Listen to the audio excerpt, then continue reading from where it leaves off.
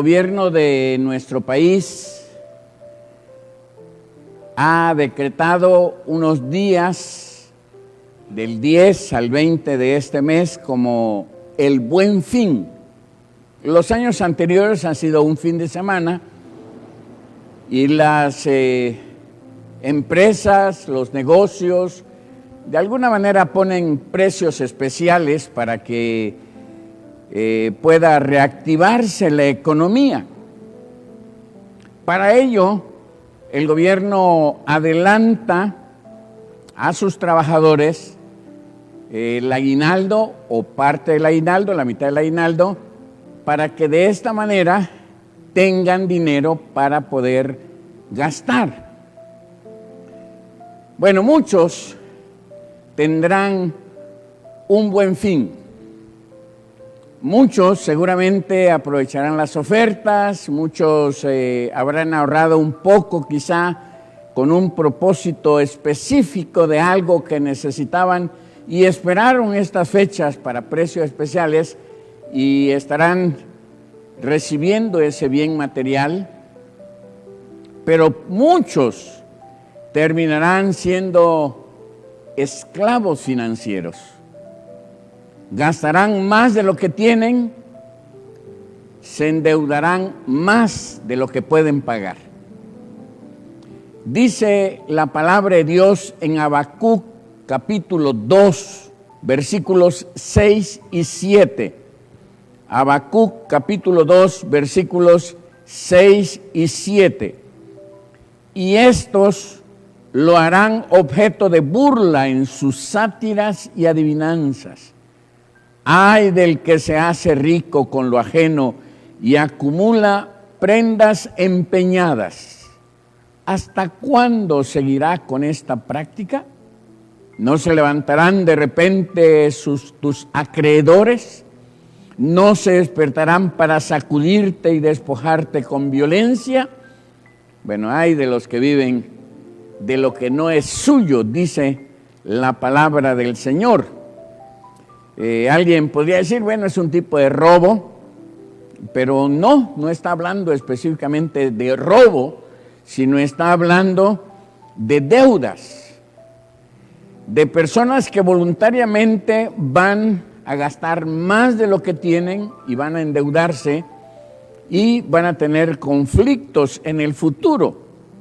Bueno, para que el buen fin no se vuelva un mal fin, la palabra de Dios tiene enseñanza para nosotros de cómo librarnos de la esclavitud financiera.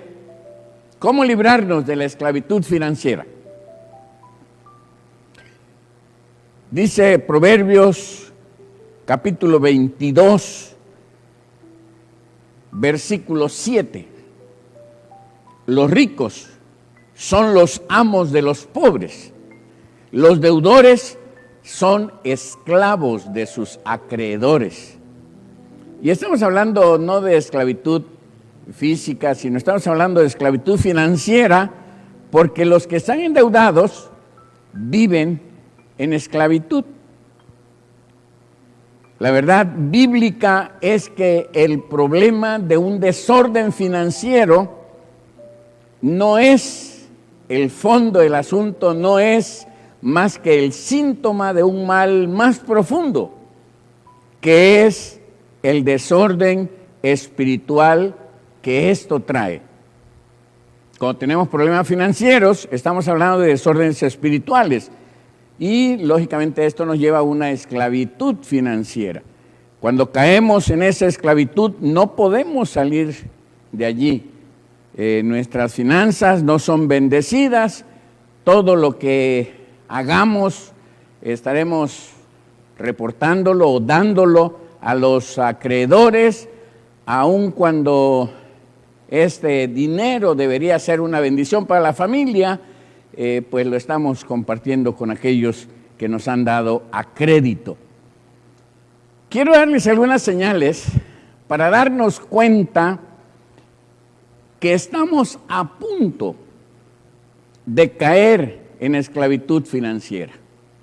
No va a faltar alguno que me va a decir, pastor, ese mensaje lo hubiera predicado el domingo pasado. Pero bueno, ya Dios dará salida para su situación de manera particular. La primera señal que nosotros encontramos es vivir a crédito en lugar de vivir en efectivo. Noten ustedes una cosa, no estoy hablando de que es malo tener un crédito, no es malo utilizar adecuadamente una tarjeta de crédito, siempre y cuando se tenga el respaldo financiero con el cual podamos decir, puedo pagarlo, y que usted se comprometa a pagar, porque hay algunos que sacan créditos ya con el propósito de no pagar, y eso es maldad, eso es maldad. Por eso le digo que el asunto financiero puede estar relacionado con el asunto espiritual, muy ligado con el asunto espiritual. No debemos vivir a crédito, pero si usted necesita tener un crédito, puede tenerlo siempre y cuando pueda administrarse adecuadamente y tenga la posibilidad de pagar. Cuando usted solicita crédito, está hablando de que está gastando más allá de sus posibilidades. Quiere decir que no le alcanza lo que usted tiene, es una señal de que estamos cayendo en esclavitud financiera. Fíjense que hay 3 problemas con vivir a crédito. La primera situación es que revela insatisfacción. Vivir a crédito revela insatisfacción. Y por supuesto la falta de satisfacción o la insatisfacción en el sentido espiritual se llama inmadurez. No puedes esperar y quieres las cosas ahora. Eso es inmadurez. Ahora, por el contrario, ¿qué es madurez? Saber esperar para la gratificación. Significa que nosotros hemos crecido y hemos creído que podemos esperar un poco si no tenemos lo suficiente. Podemos decir, no puedo ahora y no voy a endeudarme para disfrutar lo que me gusta y no tengo que hacerlo necesariamente en este momento. Cuando empezamos a experimentar insatisfacción, estamos hablando de inmadurez y estamos hablando de que es un asunto espiritual. La segunda situación que nos sirve como alerta para no caer en aquello que nos lleve a una esclavitud financiera es la presunción de que vamos a vivir mañana. ¿Cómo sabemos que vamos a vivir mañana? Se pide prestado, no se planifica y ya dejó a su familia a expensas y en esclavitud con los acreedores. No sabemos lo que será mañana. Si algo hemos aprendido durante este tiempo es que la vida es efímera, la vida es frágil, la vida se termina en un abrir y cerrar de ojos. Y no podemos nosotros comprometer a nuestra familia presumiendo que mañana vamos a vivir y teniendo endeudamientos que no son adecuados. Se dice que la tercera parte de la población mundial está endeudada. Y la palabra de Dios dice, ay de los que viven con lo que no es suyo. Gastamos más cuando compramos a crédito y no de contado. Los expertos en economía dicen que uno gasta el 25% más de sobreprecio cuando se compra a crédito. Y cuando se compra de contado, puede uno tener algún precio especial. ¿Cuándo estamos sintiendo y experimentando esclavitud financiera? Cuando nos empezamos a retrasar en el pago de nuestras deudas. Usted hace un plan, va pagando bien, pero usted empieza a no pagar a tiempo y es una señal de que está cayendo en un problema financiero.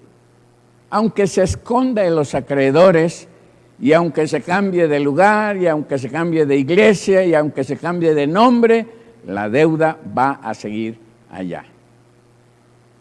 ¿Cuándo nos damos cuenta que estamos en una situación crítica en cuanto a las finanzas? Cuando dejamos de diezmar.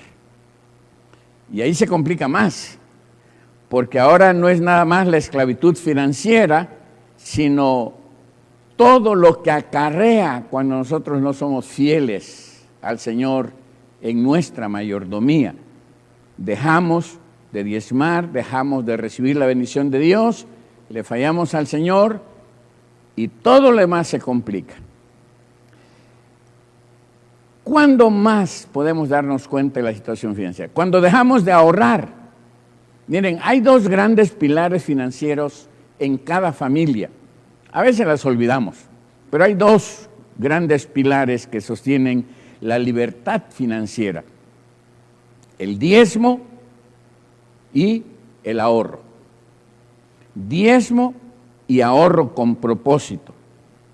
Si usted diezma, significa que su economía está bien y significa que va a tener la bendición de Dios. Si diezma y ahorra, está invirtiendo para el reino de Dios y para el reino terrenal. Cuando dejamos de hacer estas dos cosas, estamos cayendo en una esclavitud financiera. Cuando tenemos gastos extravagantes,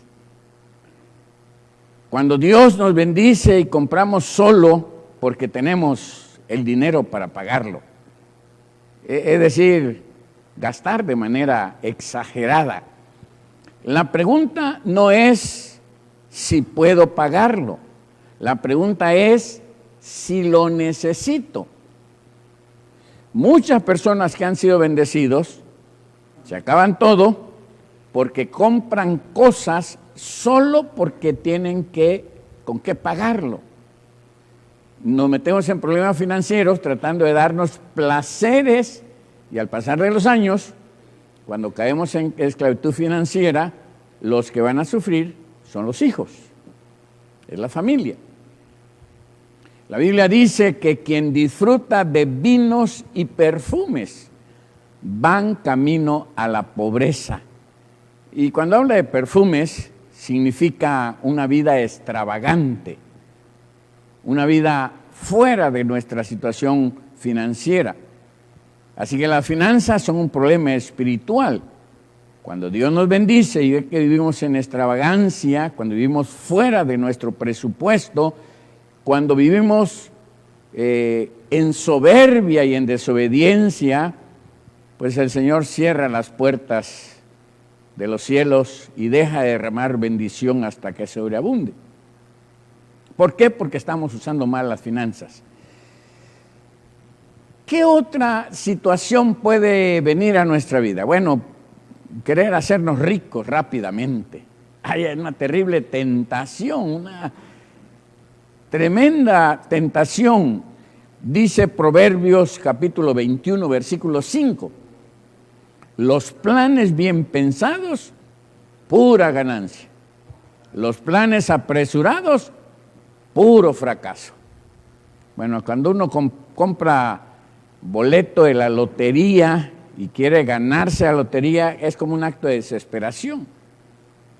Yo sé que algunos de ustedes compraron boletos para el avión presidencial, pero el avión presidencial todavía está en el hangar allá de la Ciudad de México y sí repartieron algunas finanzas en algunos lugares y algunos tal vez ganaron, pero yo quiero decirle que según las estadísticas, es más probable que yo a mi edad llegue a ser presidente de la República que usted se gane la lotería. La clave mejor es: trabaje diligentemente y Dios lo va a bendecir. Cuando ya estamos con estos signos que hemos mencionado, estamos teniendo problemas con las finanzas. Y entonces tenemos que pedirle a Dios: Señor, ayúdanos que este buen fin no me lleve a un mal fin. 4 cosas nos enseña la palabra de Dios como manera de poder nosotros liberarnos de esta esclavitud financiera. 4 pasos hacia la libertad financiera. El primero de ellos: comprometámonos, hagamos el compromiso de vivir en una libertad financiera. Es un compromiso serio salir de la esclavitud financiera. Implica sacrificio, disciplina, perseverancia, carácter. Implica que muchos placeres que son gratificantes para mí van a tener que esperar, porque me voy a comprometer a salir de mi esclavitud financiera.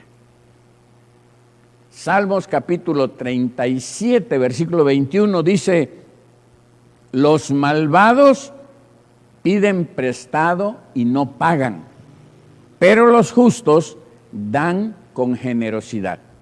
Los malvados piden prestado y no pagan, pero los justos dan con generosidad. Si usted está en deuda, no llegue a la conclusión de que no tiene y que por eso no paga.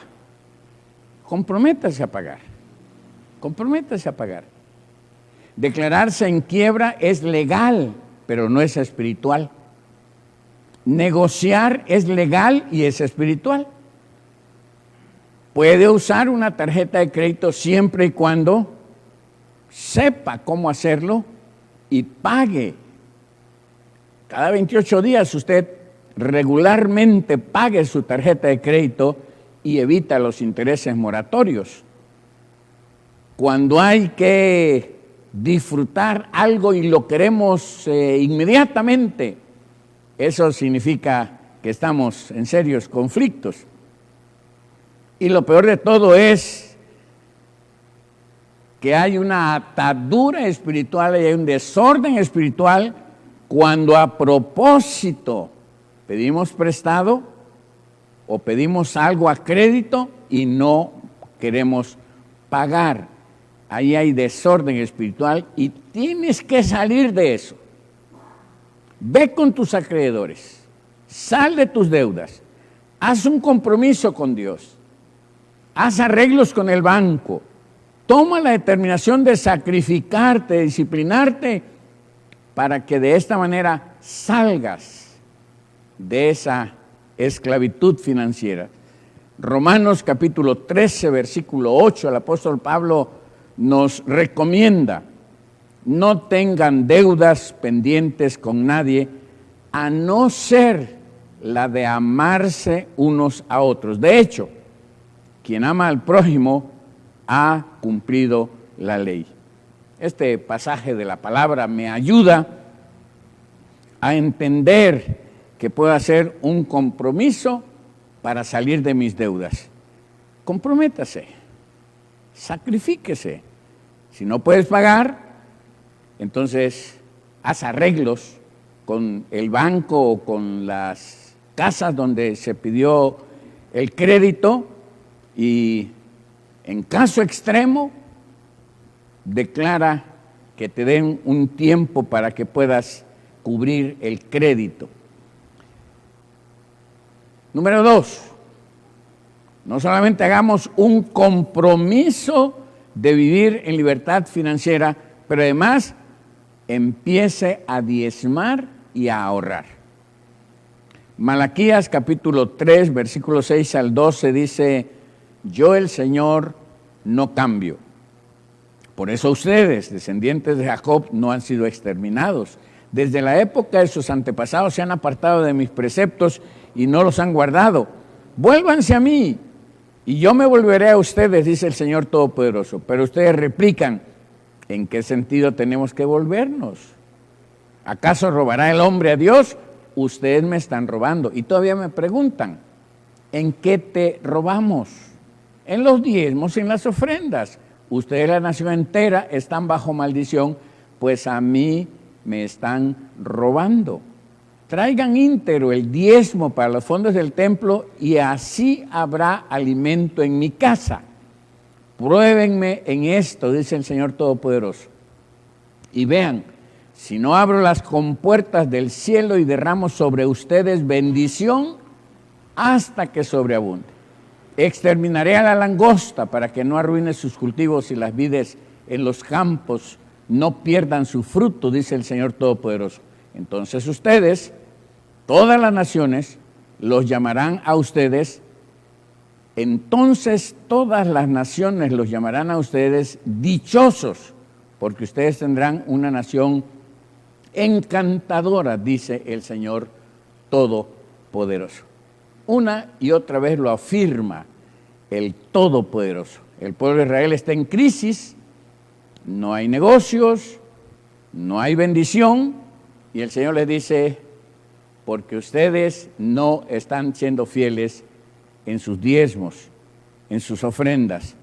Y el Señor dice, pruébenme, si me prueban, voy a abrir las compuertas de los cielos y derramar bendición hasta que sobreabunde. Lo que usted necesita ahora, si está endeudado, es pedirle perdón a Dios y comenzar a diezmar. Dios bendice lo que le damos a Él y a su obra. Si quieres bendición financiera, no dejes de diezmar. Cualquier cosa que le demos a Dios primero, Él lo va a bendecir. Hagamos cuentas. Vivamos con el 80% de nuestros ingresos. Ahorre 10, diezme 10, diezme 10, ahorre 10. Viva con el 80%. Y si usted puede vivir con ese 80% es porque la bendición de Dios va a venir sobre su vida. Ahí es donde Dios obra milagros. Ahí donde Dios prueba nuestra fe. Ahorre para algo en particular y de esa manera usted va a tener finanzas sanas. Ahorre para un fin, para comprarse algo, para irse de vacaciones, para adquirir algo para la casa, para hacer arreglos a la casa, para un propósito en particular. Diezme, ahorre, diezme. En tercer lugar, haz un presupuesto, haga un presupuesto.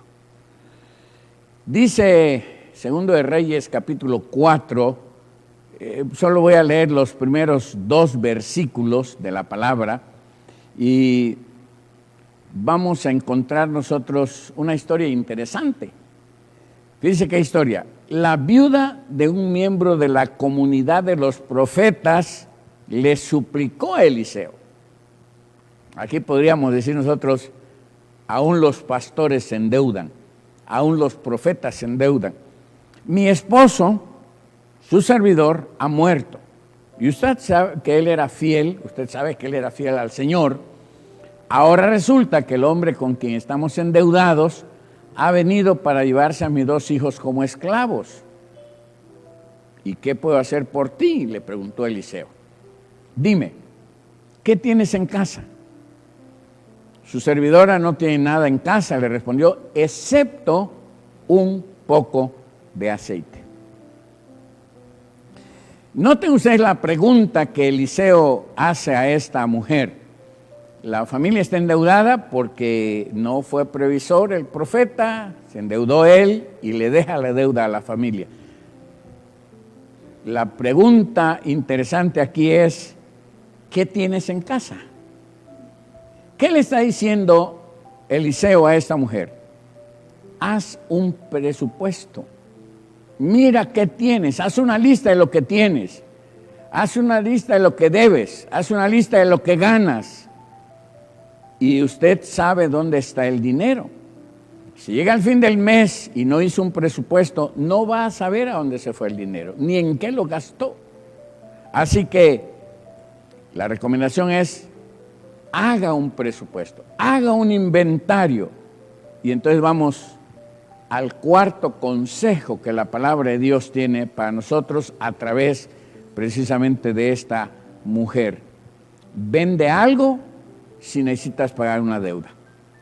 Vende algo si necesitas pagar una deuda. Noten ustedes que después que le pregunta, ¿qué puedo hacer para ayudarte? Dime qué tienes en tu casa. La mujer le contestó, lo único que tengo es una jarra de aceite. Eliseo le dijo, ve y pídele a tus vecinas que te presten jarras vacías. Trata de conseguir todas las que puedas. Después entra en tu casa con tus hijos y cierra la puerta, echa aceite en las jarras y ve poniendo aparte las que se vayan llenando. La mujer se despidió de Eliseo, fue a su casa, entró junto con sus hijos, cerró la puerta, los hijos le llevaban las jarras, la mujer las llenaba con aceite. Después de un rato, la mujer le dijo a uno de sus hijos, tráeme otra jarra. Él contestó, ya no quedan más. En ese momento el aceite se acabó. La mujer fue con el profeta y le contó lo que había pasado. Él le dijo, ve, vende el aceite y págale a ese hombre lo que le debes. Con lo que te quede podrás vivir tú y tus hijos. Qué interesante la historia. Vende algo porque cuando nosotros nos pegamos a algo, ese algo se convierte en un ídolo para nosotros. Véndelo, paga tus deudas, reorganiza tu vida. ¿Qué tienes en tu casa?, le preguntó a la mujer. Despréndete de lo que tienes en tu casa y libérate de ese problema financiero, porque al rato van a venir los acreedores y van a cobrarse de alguna manera la deuda. En esta historia interesante, el aceite en tiempos antiguos era como una moneda. Ella ya tenía un tesoro, valía mucho.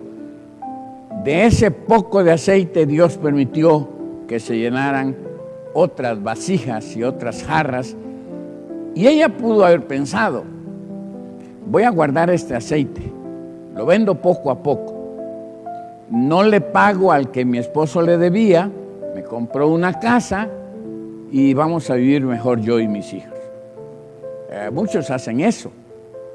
Tienen manera de pagar, pero no quieren pagar. Y eso no está bien, porque de todos modos no estás bendiciendo a tu familia, no estás bendiciendo a tus hijos, estás cerrando las ventanas de los cielos para que Dios derrame bendición a tu vida. Muchos no se desprenden de algo porque eso los sostiene. En lugar de confiar en cualquier cosa, confiemos en Dios, confiemos de tal manera que podamos vender algo y salir de la deuda. Concluyamos. En esta mañana, de manera particular, oro para pedir que Dios te ayude para poner orden en tu vida espiritual. Para que salgas de tus problemas financieros, que empieces a vivir una vida de libertad financiera. Vas a tener que posponer un poco para disfrutar algunas cosas que quisieras disfrutar ahora. Tienes que ahorrar con propósito, pero si tienes libertad financiera lo vas a poder hacer. Tienes los recursos, Dios va a bendecir tu casa, Dios va a bendecir tu negocio, Dios va a bendecir tu trabajo, tus ingresos. Y pidamos a Dios que nos ayude para que este buen fin no se vuelva un mal fin. Que no caigamos en una esclavitud financiera, que no afectemos nuestra vida espiritual con compras innecesarias o por puro gusto, y mucho menos comprar cosas porque el vecino compró lo mismo, entonces yo voy a comprar aquello que mi vecino compró. por envidia de lo que los demás compren. Dios ha dado a cada familia trabajadora la bendición del aguinaldo, pero que esta bendición del aguinaldo no se vuelva una maldición financiera si no lo usamos adecuadamente. Que Dios nos ayude para que el aguinaldo sea realmente una bendición para nosotros, para nuestra familia.